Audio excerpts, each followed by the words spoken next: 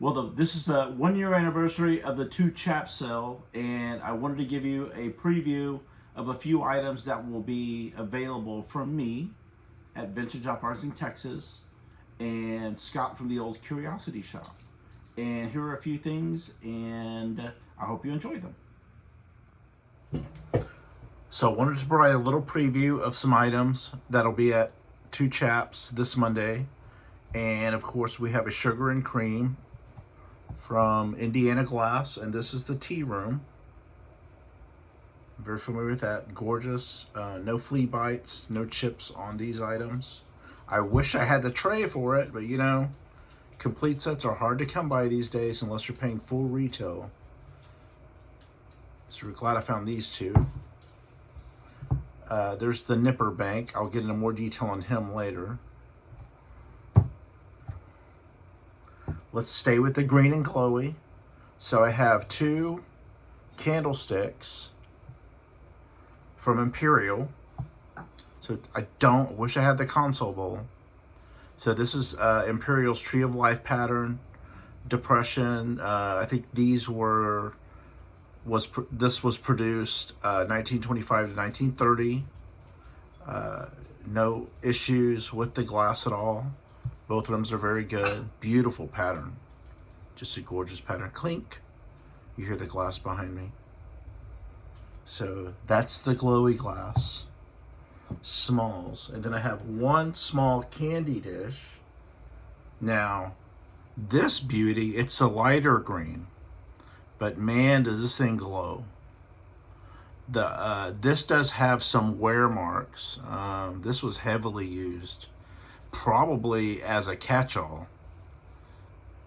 It doesn't have any breakage other than I think there's a tiny little, no, it's a bubble. That's the press. And oh, it's on the inside. Someone banged their keys in there. If you look about 3 o'clock, you'll see a little wear in there. But other than that, this is make a nice little catch-all piece. I wish there was a base. I have a black base here. I wish there was a small enough base for that, but that's so big. I guess you can marry this. I'm not sure. That actually does fit. So that's the glowy stuff.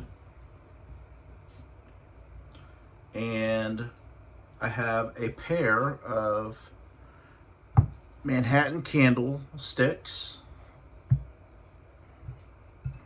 No issues with these. This is very sturdy glass. This is the Anchor Hawking that I collect. Mostly Manhattan. I do have the later Park Avenue pieces just to complete the set. I'm never going to find that ruby red Manhattan though. One can only dream. Beautiful candles. These were like great with a silver lucite, silver flake lucite in it. I may bring a compote. I'm thinking about it. I'm thinking of bringing a compote. But I love Manhattan. I love sharing it with y'all too. As I showed earlier, I'll be bringing this base, black glass, under light. It's very deep purple, not quite the amethyst. So I want to attribute this to not L.E. Smith, but probably another, maybe Pilgrim.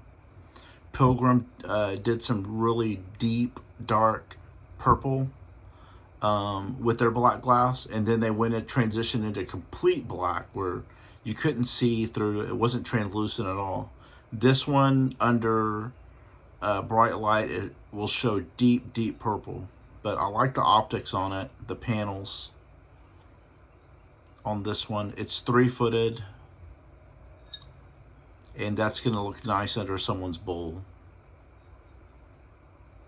Very nice. These are hard to come by. Matter of fact, I found this one in Ohio when I was with the gang, and I was in one booth, found this, and Scott was in another booth, found the exact same base. I don't know if someone moved it, but it was from 2 different vendors. So what a coincidence. You know what that would look good with? That doesn't quite match. No, she doesn't match. She's too wide.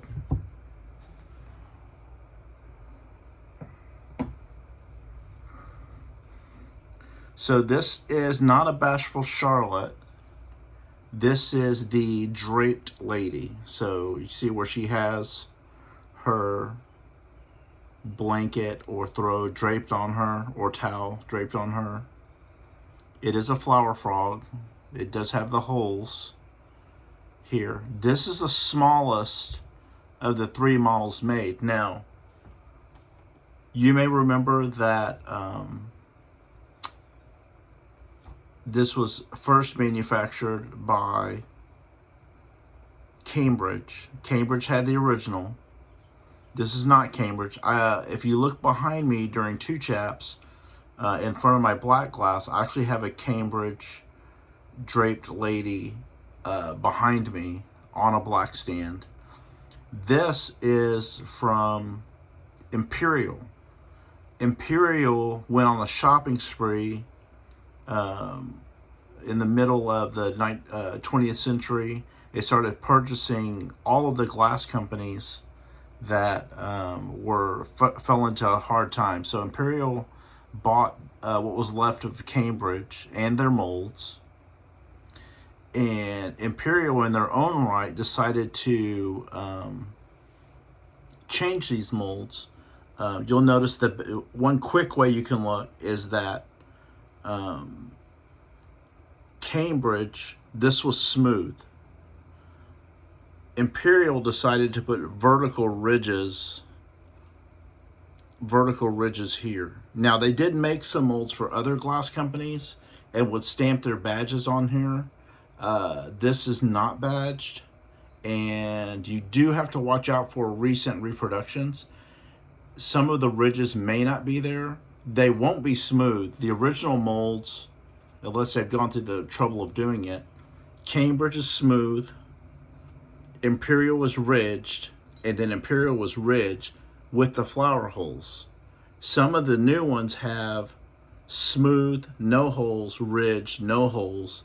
And if you notice there's no holes in it, then this could be like a heavy reproduction, not in the United States. It most likely is not American-made glass. So one way to find to do that. As far as the Imperial version, they made 3 different sizes, and we're talking only about 1/4 inches here. This is the shortest one with the vertical ridge and the holes, and I believe they were produced in 4 colors. But this is a nice item to have. She doesn't have any issues as far as chips or any dings. There are some captured bubbles in here from the glass making, but other than that, I gladly accept this award on behalf of the Academy. Yeah, why don't they give out draping ladies at the Academy Awards? I think they're prettier than the Oscars. What do you think? Ooh, ooh, ooh. So, look at this handsome devil. And I wish the paint was still on here. This is black glass or amethyst. And I guess you could say it was a apothecary. Not really. No, it's apothecary style. I don't think there's any chips with him. No chips. No. But amethyst, in a bright light, you can see the amethyst shine through. The paint has gone away, and it was the Orloff Bergamo Men's Bath Talc. So the paint obviously would have been gold. There is some labeling on the bottom. Original label here.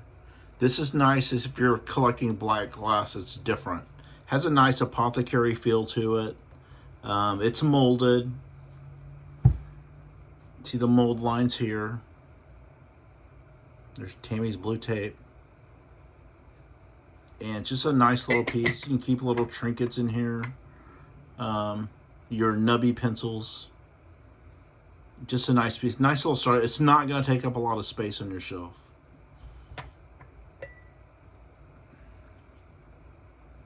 Just a nice piece. I was happy to run into this. It's very different from the normal mold you see in depression style black or amethyst glass.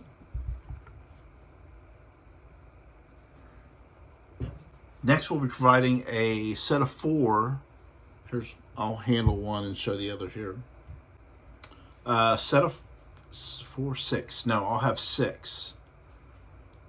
Nice style of Libby. This was their honey brown color, and that's gonna. I guess you can call this a water glass or a small juice glass. Some controlled bubbles in here from the manufacturing. I'll have a set of 6. And these are they call the line Tempo, the Tempo line. So this is later in mid-century. This is probably mid to late 60s.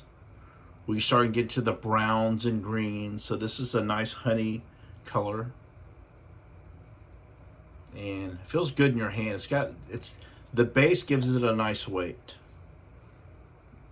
You have really nice glasses when you can feel the weight of the glass. I mean, that's what I like anyway. I look for that in a glass.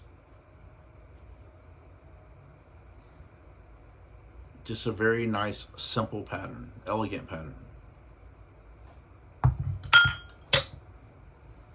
And here is a nice, very tall, we're all familiar with the constellation pattern from Indiana Glass. They nicknamed this their rocket vase because of the 3 rocket style feet. Beautiful ruffle. Beautiful pattern. Just beautiful. Catches all kinds of light. If you put an arrangement in there and put it in sunlight, it's popped. And notice how it's not that, just a comparison of the glass where it's kind of have that yellowish feel, and just really nice. No chips, no issues with this one. I'm just catching reflections off. Just a very pretty pattern for this vase. Next, I'll be showing Nipper. Nipper will be for sale. This is a nice old coin bank. He's a metal bank. He's got this, I guess it's almost like flocking, like an industrial flocking. So there's the original bottom, Radio Corporation of America. You can use this as a bank. I don't like handling him all that much because this material is pretty old. But he has metal eyes, an applied leather collar with metal studs on him.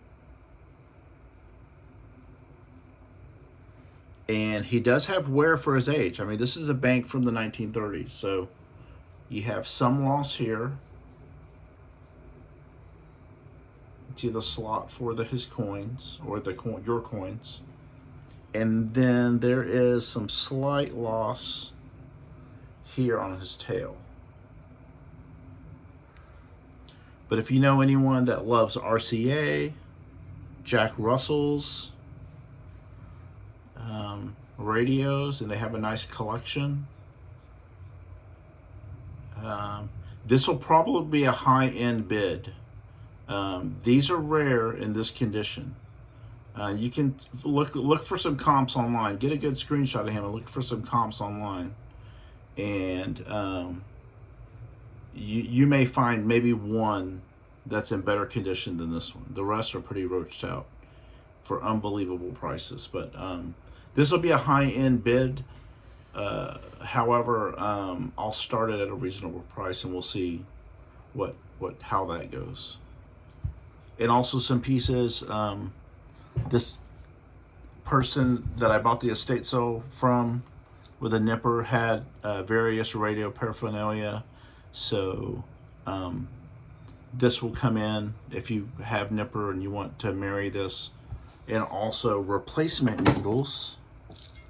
Oops, some replacement needles with nipper in a little tin. Nice little tin. Just you know if your needles are wearing out. And then I'll have that item there for a show and tell later on.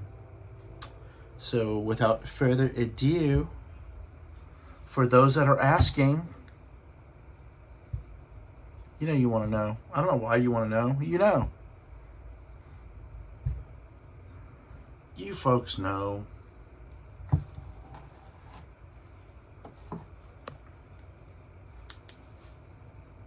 Yeah, these glow. Do they glow? I love the way this lighter one just pops. Beautiful. So that's just a little preview of some items. There'll be more. I'm not showing everything. We hope you join us Monday for Two Chaps with Scott from the Old Curiosity Shop. And of course, I'm David with Vintage Uprising Texas. And we hope to see you Monday. And this will be 6 Eastern, 7 Central, February 12th. And we look forward to seeing you. Bye for now.